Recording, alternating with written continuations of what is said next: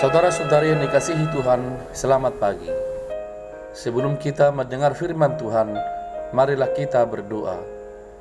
Kasih karunia dan damai sejahtera dari Tuhan Allah kita, Anaknya Yesus Kristus, dan Roh Kudus. Amin. Firman Tuhan bagi kita hari ini tertulis dalam kitab Wahyu pasal 11 ayat 15.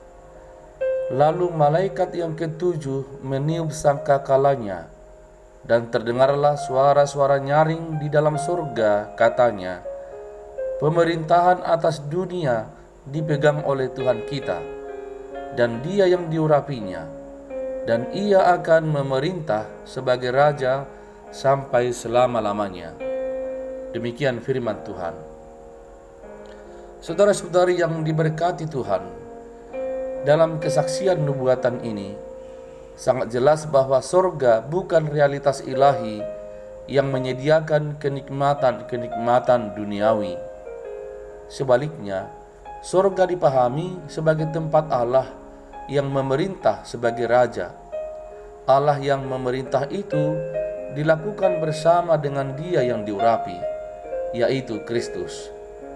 Surga merupakan realitas pemerintahan Allah Trinitas, yaitu Bapa, Anak, dan Roh Kudus. Surga menunjuk kepada kedaulatan dan kuasa Allah yang kudus dan adil. Allah yang esa di dalam Kristus adalah Sang Raja yang memiliki kuasa untuk mengadili bangsa-bangsa. Di akhir zaman, Kristus selaku Sang Anak Domba Allah menjadi Raja yang akan mengadili dan menghakimi segala bangsa, suku, kaum, dan bahasa. Saudara-saudari, konteks kitab Wahyu adalah ketika umat percaya waktu itu mengalami penganiayaan dan pembasmian oleh Kaisar Domitianus. Mereka sangat menderita, namun setia. Dalam konteks di masa kini, selaku insan manusia kita sering kecil hati saat melihat bagaimana kejahatan berada di atas angin, tidak terjamah dan berkuasa.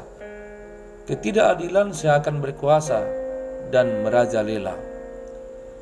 Sikap beriman di tengah-tengah ketidakadilan berarti kita dipanggil agar mengandalkan Allah dan kuasa-Nya, sehingga kita tidak merespons dengan kejahatan.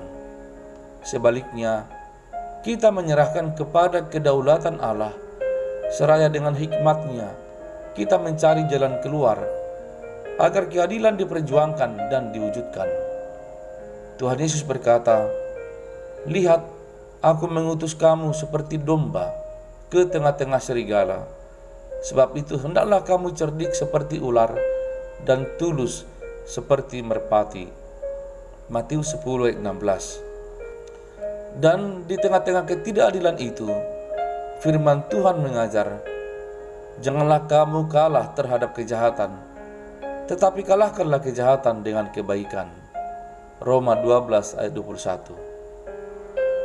Jika demikian, setiap orang membutuhkan Kristus dalam peziarahan di dunia ini.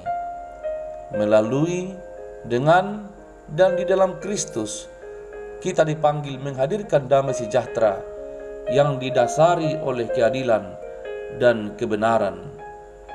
Hingga pada waktunya, kita mengalami dan menghidupi sorga yang Kristus Yesus memerintah dan bertahta di sana. Amin. Marilah berdoa.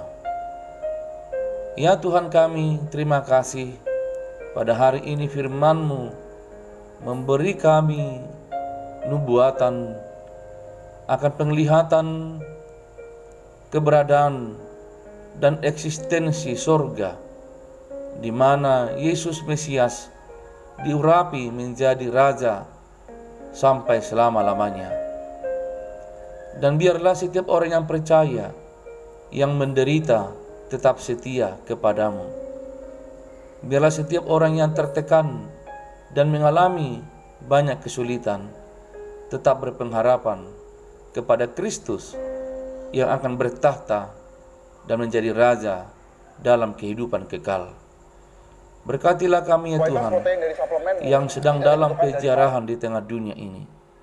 Dalam perjalanan kami tetap berpegang teguh kepada firman Tuhan dan mengimani Yesus Kristus, Dialah Raja sampai selama-lamanya. Amin. Saudara-saudari, selamat pagi, selamat bekerja, selamat berkarya. Tuhan Yesus memberkati. Shalom.